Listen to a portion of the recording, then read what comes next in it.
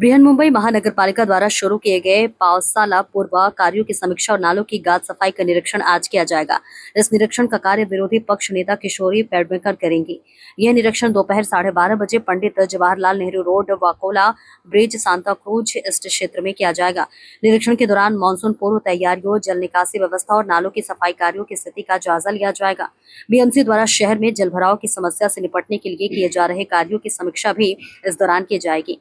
निरीक्षण के बाद आवश्यक निर्देश दिए जाने की संभावना है। आज गीतेश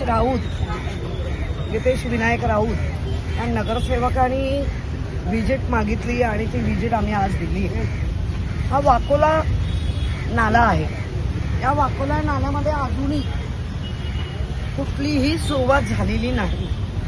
फ्लोटिंग मटेरियल तर 1 फीट आहे आणि फ्लोटिंग नंतर 1 फीट 1 फुटाचं शिल्ड काढला जातो आणि नंतर तो नाला मेंटेन केला जातो असं अधिकाऱ्यांचं म्हणणं आहे। अधिकारी आज स्वतः इथे उपस्थित आहे।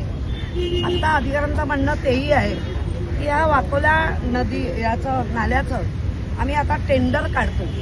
मग मला एक प्रश्न पडलाय, हे जे सत्ताधारी बसले, जे महापौर अमित साटम ते जे म्हणतायत की सतत आम्ही मेंटेन करतोय, आम्ही असं होऊ नाही देत, तसं होऊ नये, आणि ज्या साईड बाय महापौर आहेत रितू तावडे, मुंबईचे रितू तावडे, ते आता सांगतात 31 मेच्या आत, आता आज तारीख आहे तर 9 जून, म्हणजे काय तुमच्या बोलण्यामध्ये, तुमच्या वागण्यामध्ये सातत्य किंवा सत्यता ही मुंबईकर पाहतायत। आज जर हा वाकोला नाला हा युनिव्हर्सिटी वगैरे सगळा धरून येतो आणि त्याच्यानंतर मिठी नदीला जाऊन मिळतो, ही परिस्थिती सुरुवातीचीच असेल तर इथल्या स्थानिकांचा जेव्हा पूर एकदा आला होता 2005ला, तेव्हा सगळं खाली गेलं होतं।